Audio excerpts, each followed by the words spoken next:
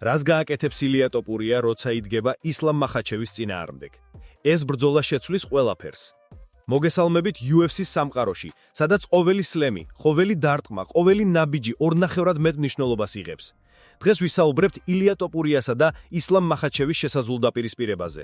ხოლო არმან ცარუკიანმა უკვე გამოაცხადა, რომ ტოპურია ბევრად რთული მეტოქეა, ვიდრე ჯეგდელა მადალენა მახაჩევისათვის. ეს მხოლოდ დასაწყისია, რადგან ყოველდღიურად ვიღებთ ახალ ინფორმაციას მათი ვარჯიშების შესახებ. ერთ საინტერესო მონაკვეთში არმან ცარუკიანი აღიარებს, რომ ილია ტოპურია უფრო რთული მეტოქეა ისლამ მახაჩევისათვის, ვიდრე ჯეგდელა მადალენა. მისი სიტყვები მოწმობს, რომ ტოპურიას ძალა და ტექნიკა საფრთხეს ქმნის არა მხოლოდ მახაჩევისთვის, არამედ ნებისმიერ სხვა ფაიტერს. ვფიქრობთ, რა მიზეზით აცხადებს არმანიასე? ტოპურია არა მხოლოდ საბრძოლო ტექნიკით გამორჩეულია, არამედ აქვს დაბალი ცენტრალური წონა, რაც მას ძალას აძლევს მიწაზე ბრძოლის დროს. მისი ძვლები ძლიერი, ფეხები ძლიერია, რაც მას საშუალებას აძლევს მსხვილ მეტოქეებსაც კი დაძლიოს.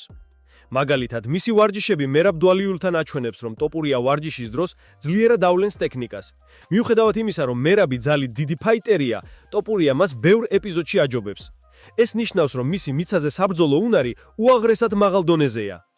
ტოპურია არა მხოლოდ შეძლებს 66 კილოგრამის და 70 კილოგრამის ფაიტერთა დამარცხებას, არამედ აქვს დარტყმის ძალა, რომელიც მეტოქეს ძლიერად აყენებს უძლურ მდგომარეობაში.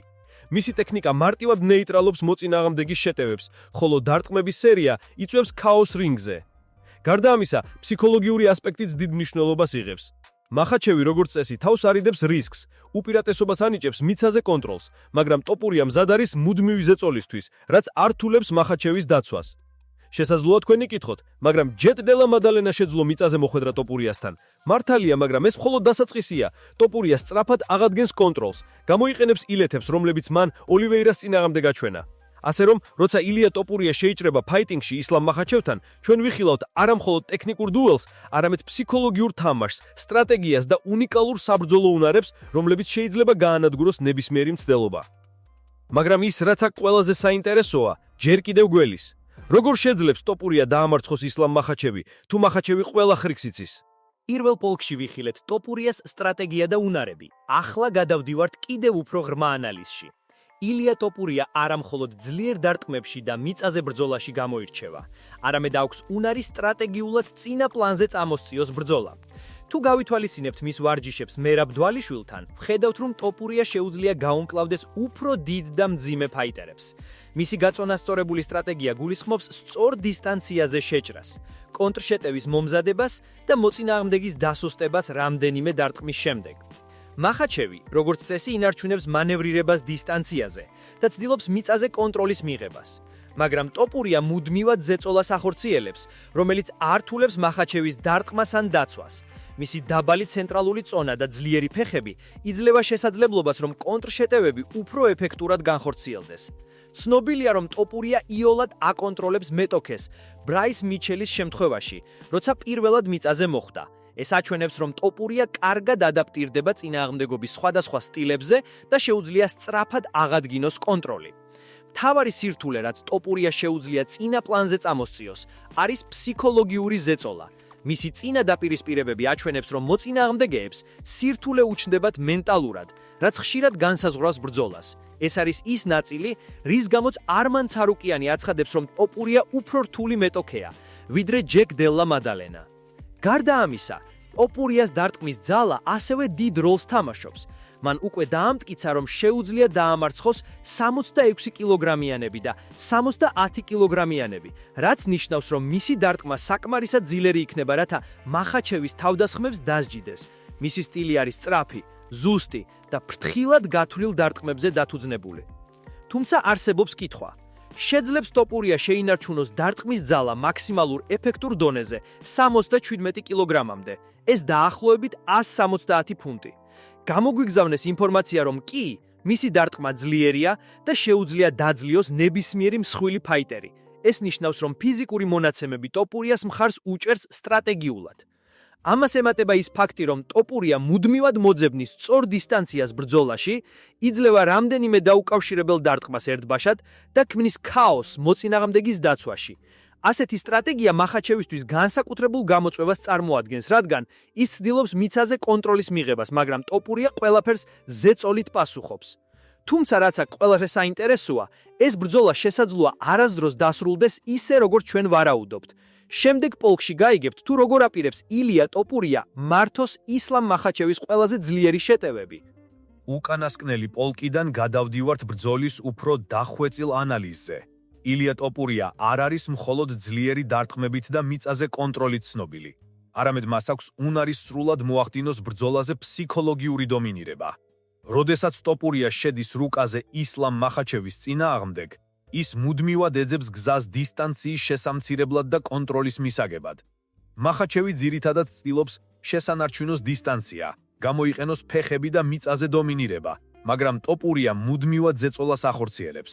მისი დაბალი ცენტრალური წონა და ძლიერი ფეხები მას საშუალებას აძლევს კონტრშეტევები ეფექტურად განახორციელოს, რაც ართულებს მახაჩევისთვის მიწაზე კონტროლის მიღებას. გარდა ფიზიკური მონაცემებისა, ტოპურია ასევე ბრწყინვალედ იყენებს ილეთის ტექნიკას საბრძოლო იოქში. მისი ბრძოლები ბრაის მიტჩელისა და ჩარლზ ოლივეირას წინააღმდეგ აჩვენებს, რომ მას შეუძლია სწრაფად ადაპტირება სხვადასხვა სტილზე და მოწინააღმდეგის დასუსტება სწრაფი, ზუსტი დარტყმების სერიებით. სტრატეგიული გათვლა ნიშნავს, რომ ტოპურია მიზნად ისახავს არა მხოლოდ ფიზიკურ უპირატესობას, არამედ ფსიქოლოგიურ ზემოქმედებას. მისი ზეწოლა მოწინააღმდეგეზე ქმნის სირთულეებს მენტალურად, რაც ხშირად გადამწყვეტი ხდება ბრძოლაში. ეს არის მიზეზი, რის გამოც არმან ცარუკიანი აცხადებს, რომ ტოპურია რთული მეტოქეა. რაც შეეხება დარტყმის ძალას, ტოპურია უკვე დაამტკიცა, რომ შეუძლია დაამარცხოს ფაიტერები 66-დან 70 კილოგრამამდე. ხოლო ინფორმაცია მიუთითებს, რომ მისი დარტყმა საკმარისად ძლიერია, რათა დამარცხდეს უფრო მსხვილი მეტოქეები. ეს მხარს უჭერს მის სტრატეგიას, რომელიც ეძებს კონტროლის მიღებას და ქაოსის შექმნას ბრძოლაში. მიხედვით ამ მონაცემებისა, ილია ტოპურიას ბრძოლა ისლამ მახაჩევის წინააღმდეგ შეიძლება გახდეს შედარებით არანორმალური სიტუაცია, რადგან ორივე ფაიტერი შესანიშნავი ტექნიკური და ფსიქოლოგიური მომზადებით გამოირჩევა, ბრძოლა შესაძლოა წავიდეს იესანგების საწინააღმდეგოდ. სტრატეგიულად ტოპურია ეძებს დისტანციის სწორ მართვას, დარტყმის სერიების ორგანიზებას და მოწინააღმდეგის შეცდომებზე სწრაფ რეაგირებას. მახაჩევი ცდილობს მიწაზე კონტროლის მიღებას, მაგრამ ტოპურიას მუდმივი ზეწოლა არ თულებს ამ პროცესს. მნიშვნელოვანი აღინიშნოს, რომ ტოპურია არ არის მხოლოდ ფიზიკური მონაცემებით ძლიერი. მისი საბრძოლო იოგი, სწრაფი ადაპტაცია, დარტყმის სერია და ფსიქოლოგიური ზეწოლა ქმნის მას ერთ-ერთ ყველაზე რთულ მეტოქეს მახაჩევისთვის. მაგრამ ამ ბრძოლაში შეიძლება მოულოდნელი წვეტები გამოჩნდეს, რომლებიც შეცვლის სიტუაციას ყოვლად შეუძლებლად. შემდეგ პოლკში გაიგებთ, თუ როგორ აპირებს ილია ტოპურია გამოიყენოს ყველა თავისი უნარი მახაჩევის დასაძლევად. დავიწყოთ ბოლო პოლკის ანალიზი. აქ ვხედავთ ტოპურიას საბოლოო სტრატეგიას და მოქმედების გეგმას, როცა ის შეხვდება ისლამ მახაჩევს. რაც განსაკუთრებულად მნიშვნელოვანია, ტოპურია აერთიანებს ფიზიკურ ძლიერებას, ტექნიკას, სწრაფ ადაპტაციას და ფსიქოლოგიურ ზეწოლას ერთ ბრძოლაში. მისი მთავარი მიზანი არის მახაჩევის მიწაზე კონტროლის შეზღუდვა. ტოპურია მუდმივად მოძრაობს, ვარჯიშებით დამუშავებულ დისტანციას აკონტროლებს, კონტრშეტევებს სწრაფად ახორციელებს და მოწინააღმდეგის შეცდომებს თითქმის დაუყოვნებლივ იყენებს. მისი დაბალი ცენტრალური წონა და ძლიერი ფეხები ქმნის უნიკალურ შესაძლებლობას კონტრშეტევებისთვის, რომლებიც ხშირად განაპირობებენ ბრძოლის შედეგს. გარდა ამისა, ტოპურია თამისი საბრძოლო იოგის უნარებით ქმნის მოწინააღმდეგისთვის დაბრკოლებას. როგორც ბრაის მიტჩელის და ჩარლზ ოლივეირას მაგალითები აჩვენებენ, ტოპურია სწრაფად აღიქვამს და ადაპტირდება მოწინააღმდეგის ტექნიკას. შემდეგ კი იყენებს საკუთარ უპირატესობას. ეს უნარი მას საშუალებას აძლევს, არა მხოლოდ ფიზიკური უპირატესობა ჰქონდეს, არამედ საბრძოლო ინიციატივაც დაიბრუნოს. ფსიქოლოგიური ასპექტი კვლავ გადამწყვეტია. ტოპურიას დაპირისპირება მახაჩევთან არ არის მხოლოდ ფიზიკური, არამედ გონებრივი ბრძოლაც. მუდმივი ზეწოლა, მოწინააღმდეგის შეცდომების სწრაფი დასჯა და დარტყმების სერია ქმნის ქაოსს, რაც მახაჩევისთვის რთულ მდგომარეობას ქმნის. დარტყმის ძალას ასევე დიდი როლი აქვს. ტოპურიამ დაამტკიცა, რომ შეუძლია დაამარცხოს 66-70 კილოგრამი ფაიტერები, ხოლო მისი დარტყმა საკმარისად ძლიერია, რომ ფიზიკურად უფრო მსხვილ მეტოქეებსაც დაძლიოს. ეს აძლიერებს მისი სტრატეგიას და ხელს უწყობს ბრძოლაში უპირატესობის შენარჩუნებას. სტრატეგიულად, ტოპურია ეძებს სწორ დისტანციას, კონტრშეტევებს და დარტყმის სერიებს, რათა მოწინააღმდეგე დაასუსტოს და შეცდომაზე აიძულოს. მახაჩევი ცდილობს კონტრშეტევით მიიღოს კონტროლი, მაგრამ ტოპურიას მუდმივი ზეწოლა ართულებს მის გეგმებს. ბრძოლის დასასრულს ტოპურია აერთიანებს ყველა თავის უნარს: ფიზიკურ ძალას, ტექნიკას, ფსიქოლოგიურ ზეწოლას და სტრატეგიულ გათვლას. ეს ქმნის მას ერთ-ერთ ყველაზე რთულ მეტოქეს, ვინც კი ოდესმე დაუპირისპირდებოდა ისლამ მახაჩევს. მაგრამ აქ ჯერ ყველაფერი არ არის ნათქვამი. არსებობს ერთი საიდუმლო ელემენტი ტოპურიას გეგმაში, რომელიც შესაძლოა შეცვალოს მთელი ბრძოლა წუთიერად.